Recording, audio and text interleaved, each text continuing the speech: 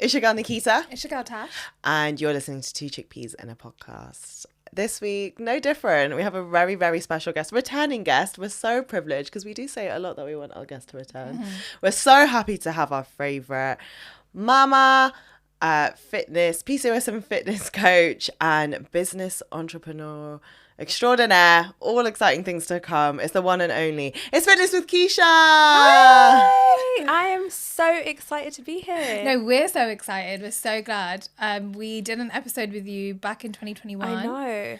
And oh my god, is that long ago? Yeah. Oh gosh. Yeah. Oh my god. And we're like, we have to get you back on. Like we do tend to say it to so many of our guests, but I was like, no, we need to get. No. And I've been loving the episodes, and I just feel so excited to be back here and to talk about all things PCOS. Yeah, because I think maybe some of our audiences are like, I've been here, done that, like you've done this episode. But there's so much to... So many new things. Mm-hmm. So many new things, so much to talk about. We're learning so much about the condition more and more, I think, as time moves on. Yeah.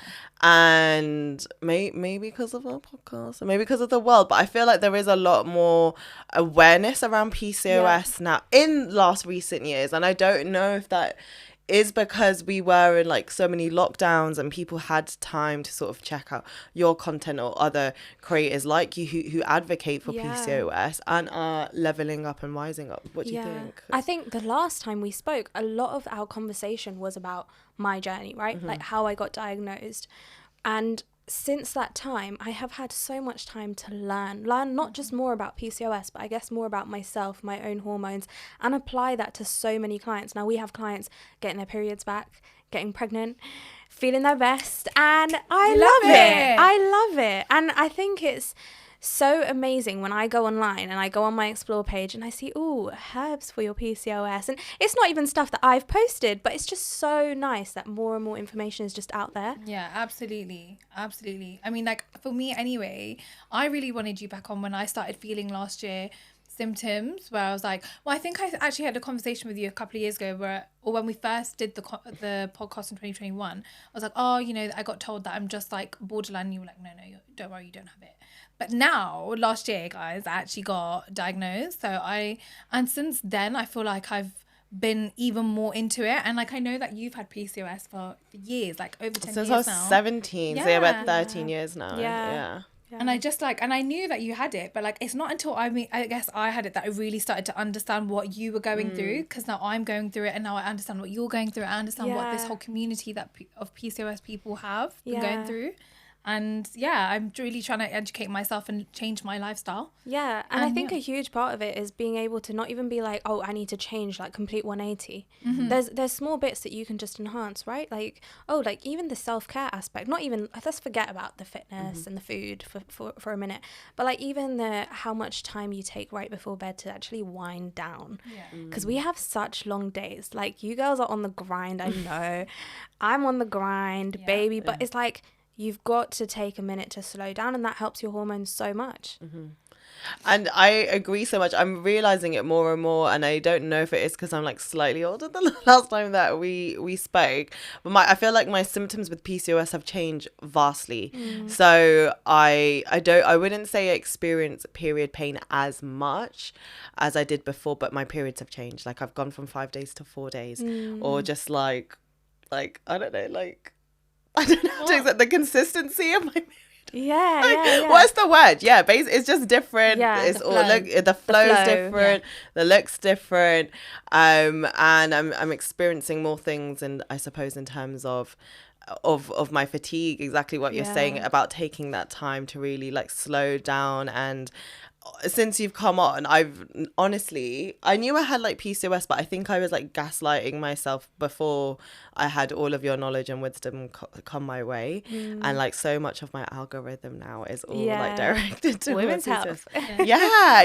And you realize how much women's pain and symptoms are ignored, and that there just isn't enough people sort of like advocating for women's health in the medical industry. Do you know what I mean? It's not really getting like that funding, that look-in, that research. So it's amazing to have people like yourself who are so open, so raw, so honest with your journey, because I think you're doing wonders all on your own. Like, forget all these like medical giants. Like, Keisha, killing it. Thank you. And it's really nice to see someone who starts their journey. And I mean, like, this is an example of so many clients I work with, but who start their journey being tired, having extremely long cycles. Like, I posted a client's transformation the other day. Her name's Nicola, and she started off her journey having a 96-day cycle, if I'm correct. I think I said the number exactly in my post, but a 96-day cycle to now a 32-day cycle. So it does, like, taking time for your mental health, taking time to actually focus on your sleep quality, not even the sleep length, forget 8 hours. I feel like, you know, it's not always attainable, but like, you know, having a good sleep quality, taking time to actually eat different types of foods or include certain types of seeds, taking time to get a bit more movement in, not even necessarily a long ass gym workout, but like it makes a big difference. I actually was a client of yours back in the day, and I'm going to hop on very soon again.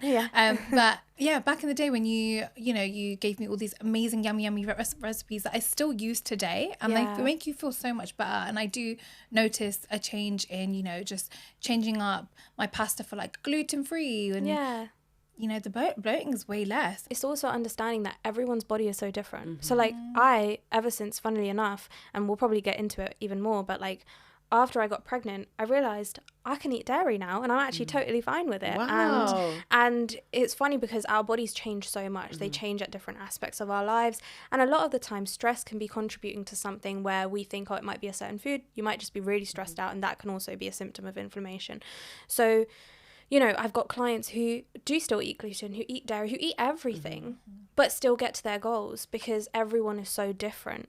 And I think that is one of the big things that I've learned on my journey as well, is like realizing that PCOS, it shows up in symptoms like fatigue, insomnia, mood swings, acne, but everything looks different for everyone. That's why when I said the gluten thing, I've noticed like just sometimes switching my pasta. I don't do it every time. Like, if I'm in a restaurant, I won't really ask for gluten-free.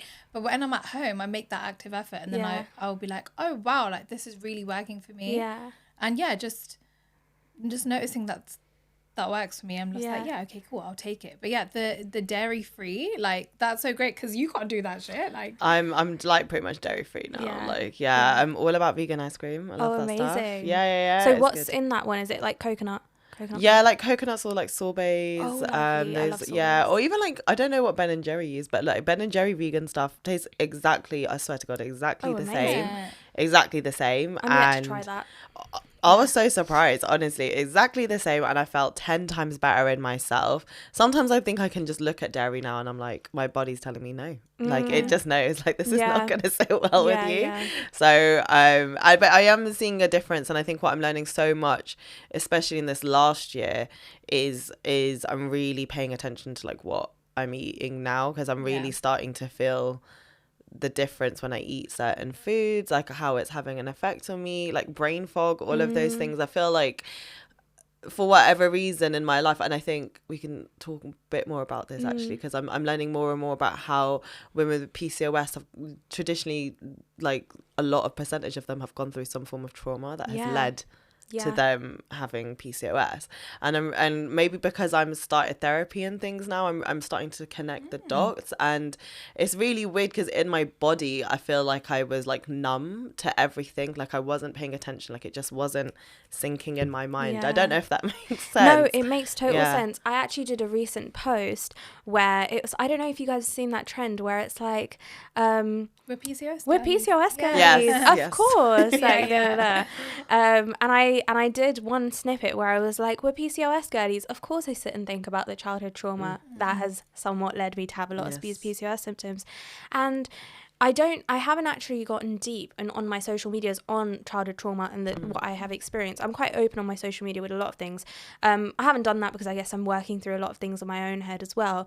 But when I sit and think about my childhood and certain aspects of it, PCOS isn't something that's in my family. So when I think about, you know, for example, times where I know I've gone to sleep crying, let's say, you know, at that time I was so young, I didn't think anything else of it. I would wake up the next day, you know, keep it moving. But it's those constant times where I felt really sad, really drained, that would then just pile up, and I'm not there sitting and doing any active work on how I'm feeling or any type of healing, and that's obviously going to show up in my body in some sort of way. And for me, it showed up as PCOS and PCOS symptoms. So I was constantly tired. I'd be breaking out. I didn't just have acne on my face. I had acne all over my back. I had acne all over my legs. I was growing hair in areas where I felt so self-conscious to like go out in summertime and wear like a strappy top. And yeah, I mean, it shows up so differently.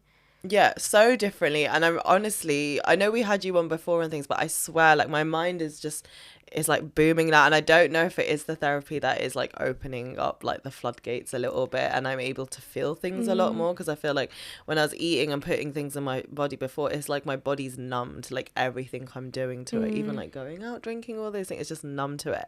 And now I feel like it's really waking up and like speaking to me and being like, no, this isn't good for you. Like, no, like you can't do this anymore. Or like, yeah, this makes you feel really good and you feel energized when you have this. And I know it sounds silly, but honestly, it's just clicking now. Yeah, and you're putting yourself first. And I think that that's so amazing. And your body is probably recognizing that and being like, hey, like, let's keep putting ourselves first, but in different ways too. And I think that's lovely. And especially after you came on as well, actually, because there's a lot of like emphasis on your page, on your social media, about really, I know we've spoken about it before, but like really taking the time to like journal, which I've just started doing.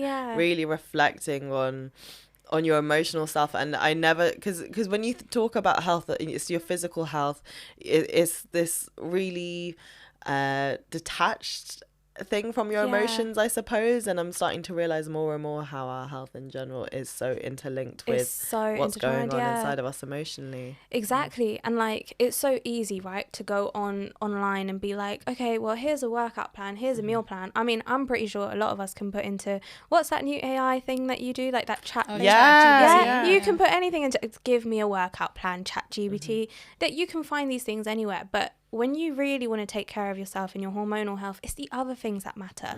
It's your habits that you create. It's how present you are when you're actually drinking that water. And, you know, it might sound crazy to some people, but when I sit and drink water, I'm there imagining that this water is nourishing me. It's healing me. It's hydrating me so much. So the hydration that I can get from a glass of water might be way more than I can get from a litre of water, because I'm thinking and putting my energy into that. And it makes such a big difference. So like, even with clients, like, it's not just about the meals and the workout plans, it's about the habits you create. It's about how you look at the number on the scale and realize that doesn't really matter, because so many things when you're diagnosed with PCOS is focused on BMI. Ugh, do not get me started on that. But so many things are focused on BMI, and it's like, that's not the be all and end all. And that number on the scale, if you go to the gym and you work out and you eat really good amounts of protein and you're getting in a good amount of carbs, you're going to be building muscle. And that's not, the scale's not going to tell you that. It's just your body mass against gravity, right? So I was thinking about you actually when I got diagnosed, because he was like, you could do with losing a few pounds, and I was like, God. He was like, yeah, and maybe we can put you on the pill. I was like, oh, cool. I was like, no, I'm just gonna go back to my Fitness with Keisha plan, because fuck that shit. I don't want to go on the pill ever again. I hated it, ruined my life. But now I live with my partner, and it's like there's no hiding. My PCOS is very apparent, like, in the sense of like, I have regular periods, or when I'm on my period, I'm crazy going through it, like all of us are. But I feel like I feel in my head, I'm like worse. Or maybe because I'm living with a male who doesn't have a period, I'm feeling like, oh my God, we're just two opposites. How can I tell him, or how can I make him aware of like what I'm going through? Because I don't know how to like navigate that without him feeling like, oh, you're just being lazy, like you don't want to tidy up today. Like, what do I do? You gotta communicate, but communicate when you're not on your period. Communicate when you're not close to when you're PMSing. So actually sit down and have that conversation and be like, hey, like, this is how I feel when I'm on my period, and this is how I feel at different phases of my cycle, because sometimes I don't know what phase of my cycle I'm in because I have PCOS. This is what PCOS looks like for me, and these are the things I think you can do to help me, and this is what I would want. When you set the expectation, you're not leaving any room for him to do the guesswork. And you're taking that away from him. You're saying exactly what you want. Like, this helps me a lot. And, I've lived with my partner for years now, and I've found that I don't know if this is your experience, but with men, I feel like I can't wait for him to be guessing about like how I feel or what I want, because he just won't get around to it. I feel like they just don't think in that way sometimes. Not all men, but at least my partner does not think you should already know. You should be able to read my mind, right? But it's not like that. So you've got to communicate, and you've got to be like, right, this is what I want when I tell you that I'm feeling like this. Like today, for example, in the morning, I was making my daughter's food for dinner, and I said, oh, like, I'm really tired as well. Do you mind, can you just empty the dishwasher? It's going to make life a lot easier for me. Instead of me making her food and thinking, oh, I wish you would just empty the dishwasher, I was just like, can you just do it? You know? And I think that helps. So similar to explaining how you feel with your PCOS, go ahead and talk about it when you're not on your period. Talk about it when you know you're not feeling extremely emotional, and just be like, this is how I'm feeling, and this is what you can do to help me. Yeah. Instead of like, I was thinking maybe I should be like hey, I really need you to watch this documentary on PCOS so that you understand what I'm going through all the time. I've actually got, and if anyone DMs me about it, I've got a document that's completely free to download, that if you didn't want to talk about PCOS, because I know it can be nerve-wracking to certain family members, you don't want to talk about PCOS because a lot of the time they might not understand it. But it's like a document that I've created, which is not for the individual with PCOS, it's actually for other people. So they will understand more about PCOS, how it affects them, and what they can do to help that person. So if anyone DMs me and just asks for it, ask for the document that helps explain your PCOS. Love that. But yeah, I don't have a name for it. So the same way that you've had to have these like open and honest conversations with your partner about your symptoms, what would help, you know, to support you manage what you're going through, is there any did you have any difficulty with the brown community, like maybe with like family members, aunties, uncles, whoever, and have you even tried to be that open about it? Because sometimes there is this disconnect, isn't it? You're like, oh, just auntie's auntying, do you know what would even be? But do you try and communicate or explain those things, and have you faced any sort of difficulty in doing that? So in the past, I have tried to communicate about it, but I think the thing in my benefit specifically is that I've got my Instagram page, and if anyone takes a minute to look through my Instagram page, they'll understand a lot about it anyways. However, before I started posting on Fitness with Keisha, I would have these conversations, but at the same time, with certain people, I wouldn't. I'd kind of in my head just be like, oh, you're not going to understand it. Yeah, just leave it. But there are times where I've spoken to certain aunties, which I know have been like, they kind of have a bit of a wall up, but I try and go in with a bit more of a vulnerable approach to it and be like, hey, like, this is how I'm feeling. And, you know, you being such a close family member of mine, I just wanted to tell you, you know, not necessarily having any expectation for a response, but at least that idea is now planted in their mind. So the next time that someone might see me, they're not going to comment on my weight or what I'm wearing, or they're not going to comment on, oh, you've got some spots, have you tried to pop that pimple? I'm like, no. You know, that type of thing. Or, oh, why is your hair like, before with my PCOS, I had a lot of hair fall like at the front of my head, and I'd get like, oh, you should stop tying your hair in such a high ponytail, it's gonna, that's why. It's like, don't tell me that. But yeah, so it's like just planting that seed sometimes. Yeah, again, it's the communication, isn't it? Just letting them know, like, bitch, don't come for me, because this is actually what's going through my mind. And I think that's another thing as well. Like, you can have, like, you know, I started getting loads of hair on my neck. That's also when I knew, like, okay, I think it could be that I'm getting a bit of, you know, I know that I'm walking into the PCOS path, and into the realm. And I had to like, you know, oh my God, my eyebrow lady, love her, shout out, but like, she made such a massive comment about my neck, and I was like, I think I have PCOS, and but when she saw it, she was like, oh my God, like, it was just not the response I needed or wanted. And then I felt like I had to be like, yeah, like, I'm getting checked for this and this and this. So sometimes, like, it's like before as well, when I had, like, you know, before my nose job, like, I would tell people before they could even comment, like, yeah, I know I'm getting a nose job one day, I'm gonna get a nose job one day, just so that I didn't feel like I don't want to be personally attacked. And I think that that's also a thing, like, you know, people feel like it's such a stigma, like, oh, I need to hide this, or I need to like shave everything off, or you know. And I think with my hair, I was like, if I just tell people, or if I'm aware, or you know, I mean, I got laser, which didn't really like help me a lot. So now I live with my partner, again, nowhere to hide.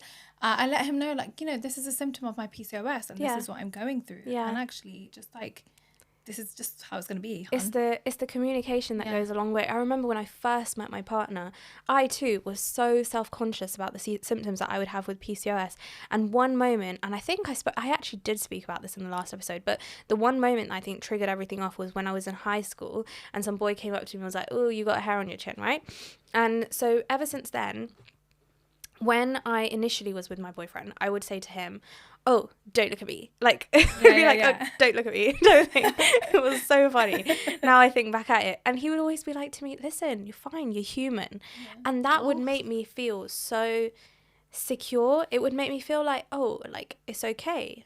Like, but then there are certain people that won't give you that same response. And I think this is why education around PCOS or, you know, androgenic alopecia or having high androgens and things like that is so important, because if we are human, hair is normal.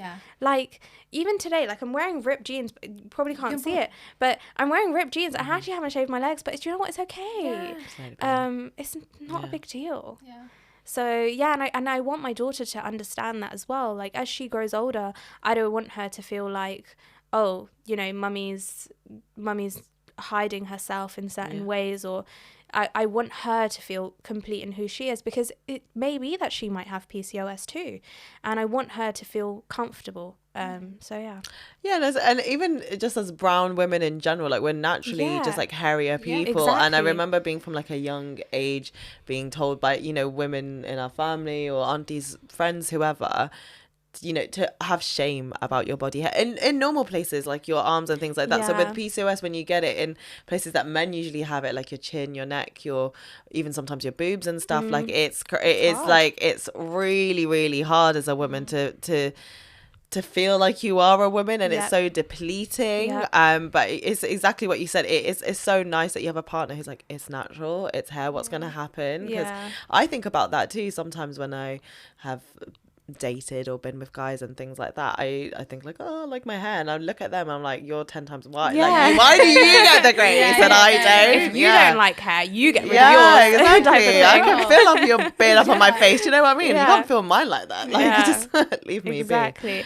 And what's so funny is, like, well, it's not funny, but like how you said, like, in Indian society and in brown culture, like, we are told, like, you know, this is shameful and don't talk about this. Like, even when I had my miscarriage back in 2022 and I spoke about it on my page and I posted about it after like a few days after my miscarriage, I had people calling up my parents saying, why has Keisha posted this? Like, tell her to remove it. I was like, tell me to remove it? Mind your own business. Excuse me? Like, don't tell me what to do on my page. And I guess I am one of those rebellious people in my family who genuinely I do not care.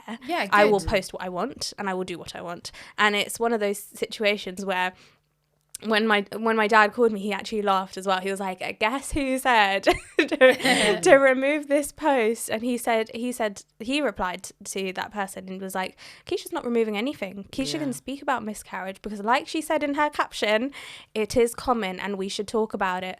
And it's interesting because after I posted about my miscarriage, that was a really tough time, but so many other women who had experienced a miscarriage in the brown community reached out to me and said stuff like, for example, I have one lady's situation in my mind. She was like, my father-in-law came up to me in my room and said, stop crying, the neighbours will hear you. And that broke my heart because I was like, what do you mean? Who cares? You have gone through something that is so tough and so painful and a loss that you should be able to grieve however you like. So you're so helpful in that sense, like, you know, you're giving the voice to the people, number one, and two, without the internet, without anything, that is just something we should never have to hide again. Like, we should be able to again communicate that we're going through these things. So well done to you, like, and absolutely, sorry to cut you off, I just have to commend you because it's not an easy thing to share, but I'm so grateful that you feel safe enough on your own platform to share what you've been going through. And again, like you said, a lot of people have messaged you about it, and I thought like, wow, like I just wanted to hug you. And I saw the post and I was like, oh my God. Because I remember when we recorded the first time in 2021 and you were like, yeah, like I'd be ready. Like Yeah, I remember you saying that about having a baby. I was like, what? Yeah. You were young then. How old were you there? When we spoke, I think I was like 22 Yeah. or 21.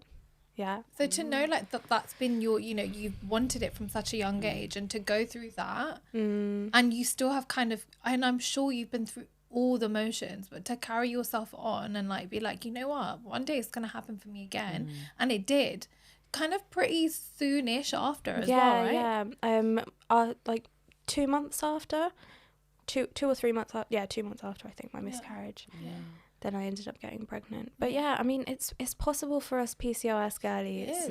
And that's the message that I do want to always send out. It is possible. And whatever possible looks like for you, whether that's losing weight on your PCOS journey, that is possible. Whether it's helping, you know, your acne flare-ups, that is possible. Whether it's getting pregnant, that is possible. And so many times we are told that, oh, you're not going to be able to achieve this, or come back when you want to get pregnant, or do this or do that, where you don't need to jump to an extreme, and you don't need to feel like it's the end, because it's not the end. There is so much more. And if it wasn't for my PCOS diagnosis, I don't think I would know how well to take care of not just my physical self, but my mental self too. So a lot of the time when I think about my PCOS diagnosis, as tough as it was, I'm actually grateful I experienced that, because if it wasn't for that, I wouldn't be taking care of myself in the way that I am now. Massive, massive, massive congratulations on Ahana. Thank Yeah, you. and we love her. We love her. Thank Love her. you. Want to meet her. Want to Yeah. meet her while she's in her role stage. Yeah. Okay. Yeah. I need to be a part of that. I'll the bring cheeks. her next time. Yeah. Yeah. Yeah. I was slightly hoping she would be here, and I'll It just would hold just for her. Oh my God, I'll really? just hold her the whole episode, and you guys could carry it on, and I would just be here with her. She's not. She is a sassy girl. Like, she will literally be like, dad, like the whole time in the mic. She loves talking. So I was initially thinking, I was like, oh, like, could I bring her? But then I was like, I don't know where I would put her. I'll just be with her the whole time. Hello. Massive, massive, massive congratulations. She's amazing. How old is she Thank now? you. She's 6 months now. Oh my gosh. That is the best time, I feel like, when they're like 6 and they got their personality, and then they 6 start to like, 10. 6 to Yeah. 10. Yeah. Oh, it's 6 to so 12 good. really, but like, yeah. It's so good. I've got this picture of her that I need to show you guys soon, but it's so funny because I took it yesterday and she's pulling like the funniest face, like the sassiest face. It's hilarious. But yeah, no, it's a really good age, and now she's like eating foods as well. So I can like before I came here, I made her sweet potato carrot with a bit of like coriander, basil, a bit of paprika, garlic. Oh, wow. Okay. Yeah. She's eating good. So yeah. so she's gonna have that for dinner, and yeah, she loves her food. She's like me. Oh, good. I love my food. I love to hear that she's sassy. Any sassy queen. Yeah. I'm all about Yeah. them. I'm all about them. She's a Virgo. Oh, okay. Yeah. I was about to say Yeah. that makes so much sense. Yeah. I was about Yeah. to ask what's her sign, and I had a feeling it was Virgo. I just Yeah. had a feeling. Yeah. Yeah. Oh, amazing. And so yeah, you're finding motherhood. How are you finding it? I mean, other than being like totally in love with your child. Yeah. What is it like? Oh, I love it. I feel like this is literally what I was made for. Like, I love it so much. It's so funny because I'll still do like the night feeds or whenever she wakes up, but never am I like, oh gosh, got to wake up type of thing. I'm always like, when I wake up and she's just there like kicking about, because the thing with babies is they are so happy all the time. And it's so nice because that's the energy we all need around us, right? So like at 3 a.m. when you're like, oh my God, I've got to get out of bed, like rubbing your eyes, she's there like and it's nice. And it's like, all right, I'll wake up for you. Yeah. You're worth it. Exactly. So it's lovely. I really enjoy it. And it's nice to see her bond with Gunnar, my dog. Yeah. Because she just wants to like always just hold him and like stroke him, and he just wants to lick her feet, so it's cute. Or is that like does they say like dogs recognize when like someone's pregnant, they get really like protective and things over them, and the baby comes along and then it's like that's their baby. Like, is that your experience with Gunnar? Gunner's really chilled out. Yeah. So even when I was pregnant, like he would always come and like lay on my bump and stuff, but he is a heavy dog, so I wouldn't let him like put all his weight on me.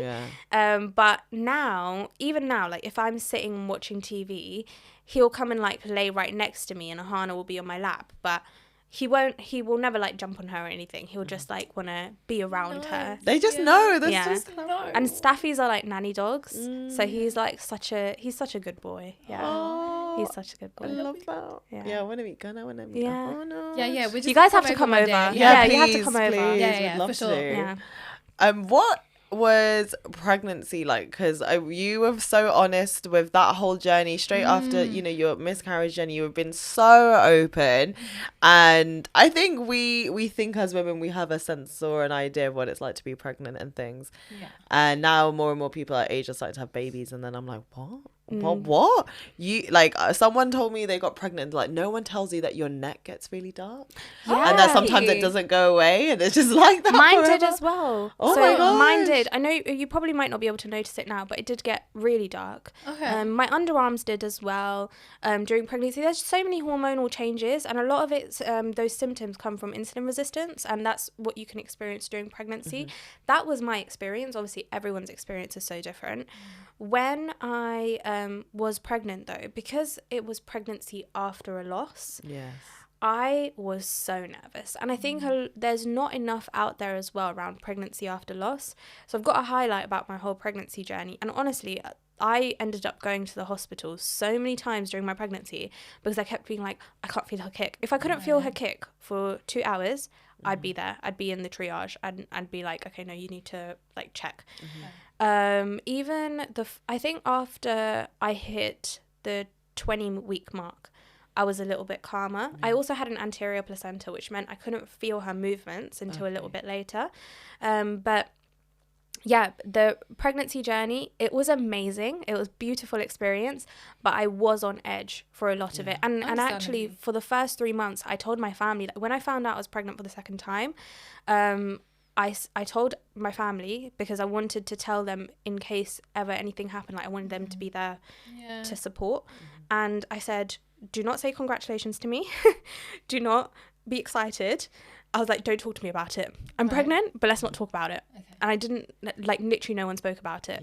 And it was only until I think I must have hit like the 25-ish week mark, I'd come back from holiday, we went on a little baby moon, then I felt a little bit better. We had a baby shower, like it was settling in. Baby shower looked lovely. Thank you. It was really nice. And yeah, it was really good towards the end, so it was nice. And then the whole giving birth experience was just like completely different. Well, no, it was really nice, but it was like a lot. Yeah. So yeah. It was definitely a journey. Yeah. But I just need to know how you turned into a Smurf because you're pregnant. Like this was wild. Watching that, wild. Like, what is going on? I was like, Keisha's a Smurf? What's happening? I know. That was crazy. I was kind of like, basically, I thought so this is what happened completely. I went to the toilet. I must have gone to the toilet at some point in the day. Was downstairs getting on, and Brad goes upstairs and he comes back down and he's like, are you wearing something blue? And I was like, no, I'm not wearing anything blue. I was like, are you wearing something blue? I was like, why are you asking me this question? And then he goes, the toilet seat is like blue. And I'm like, well, obviously it's you, because I just don't make mistakes. Like, what are you talking about? So then I went upstairs, and yeah, like our toilet seat, it had like a butt shape on it. Yeah. And it was blue. And I'm like, it's not me. So I was very adamant that it wasn't me. And I wasn't wearing anything blue. And then I went to go and check my top now, and I was wearing like a white vest, I think, underneath, and my top's blue. I go and look at my side of the bed. My side of the bed sheets are blue. And I was like, what is going on? Random. Like, I was literally sweating blue. It was so weird. I called literally, I remember being like to Brad, I think there's something wrong, something must be wrong with the pregnancy. I was so stressed out. I called the triage, the midwife, and she was like, oh, what's wrong? And I told her, and she actually laughed, and I was like, no, like, it's not, like, I'm not joking. This isn't a prank call. Like, you're the last person I'd prank call, like, come on. And then and then she was like to me, no, sorry, like, never heard of that type of thing. And then I just went on like a Google thing. Yeah. I decided to talk about it on TikTok, as I do. Yeah. Sometimes I feel like I experience these things just to post about it, like touch wood and all that stuff. But yeah, and I posted on TikTok, and then other people were like, oh my God, this has happened to me as well. It is this thing. I totally forgot what it's called. It's a bit of a long name. So maybe if you remember. Oh, I'll put it here. Yeah. Something. Yeah. Yeah. It's, and it's like a phenomenon where based on your hormones, your sweat changes colour. Wow. So for some people, like, your sweat can turn black, it can turn orange, it can turn blue, like just all these different colours of the rainbow. All these different colours. Mine would be black, obviously. And then there was absolutely nothing wrong, but I just experienced this. It lasted for about 4 days. Okay. Then it went away. But yeah. So random, isn't it? So random. I was trying to wipe the toilet seat for like a good couple of weeks. Oh, what? So like it didn't even wipe off either, no, even though sweat. It turned into a stain in the shape of a butt. Like, you do not want that on your toilet. It was so like funny. a little guideline. This is where you want to aim. And like, it's so funny because when I posted, obviously I posted a picture of my toilet seat as well on TikTok, and then I got some comments where it was like, do you not have any shame? We don't want to. I'm like, do you think I have any shame? Like, do you think? Yeah. But yeah, it was not when I'm growing a human baby. Yeah, okay? Exactly. So yeah, it was so funny. That is insane. It was insane. And in the moment, I cannot tell you, the anxiety was like here. I was so stressed out. I remember you posting about it, but you were like quite calm and you kind of like, what's going on? And then I was like, is she fucking with us? Like, what is she saying? And then when you said like, no, it's actually this. And I was like, oh, wow, how interesting. Yeah. My mind was blown. Yeah. Mine too. I never even knew these things existed. That's so funny. crazy. And I remember actually, I because I was following a few like midwife pages, and I remember like DMing like 10 people being like, do you know what this is this a problem? Blah blah blah. So yeah, a lot of people no one even knew. No one was like, oh yeah. It's nice to know though, you got that community where people are gonna be like, no, I've been through this, so you're not crazy. Don't worry, you're not weird. Yeah, because I was like, surely I cannot be the only one who's got this. Yeah. So many exciting things have been happening for you with Ahana, with Fitness with Keisha taking off, and we hear that you're just not stopping there. You can't stop, won't stop. What is happening? What's going on? So there is something new in the works, and it is specifically for the PCOS community. It is, if I put it in hints, because I'm not exactly allowed to say what it is yet, but there will be hints on my page, so make sure you're watching. And there will be a whole new page dedicated to this. I guess that's kind of a hint. But it is all to help you with your hormonal health, relaxation. It is something everyone will be able to get their hands on. And to really help with your cortisol levels and recognizing that managing your PCOS is not just about getting into the gym and getting, good food in. Of course, a big part of it is that as well. But this is also to create a really nice ritual in your life. So yeah. Yeah, it was wow, that's so exciting. you. I can't wait to get into it because it sounds like it's going to benefit me so much. I already, as you were saying that, I was like, I know so many girls who are going to want this. Yep. So so excited for all the things to come. Me We want to too. see Ahana really soon, okay? I know. She's growing bigger and bigger. You have to come over. Yeah, I'm get us coming. in. We have to set a date. Yeah. We'll do it Yeah, today. with the rules. Yeah. Thank you so much, Keisha. Thank Nothing you. but like a ray of sunshine every time we Thank see you. We love how you're just like growing and You and really just are boss women, honestly. so Love you. bossing it, and just what you're doing for just so many women out there. It's so commendable. It's amazing. You've got this amazing community that you've created. Like, it's not to be taken lightly whatsoever. you. I'm really giving you your flowers because I just think it's amazing what you do. Truly. And Makes me emotional, man. I don't know. You just Thank are. you. It's you really are doing something so amazing, and we can't wait to see what comes. Yeah, I can't wait. And thank you so much, by the way. This is an amazing platform, and I can't wait to listen to this and all the other episodes. Thank you. Like, comment, subscribe, all of that to Chickpeas and Fitness with for Keisha. Keisha. Exactly. Yeah, thank you. Exactly. Until the next time, it's been your Ghana Keisha. It's been your girl Tash. And Keisha. Yes. And you've been listening to Two Chickpeas and a podcast.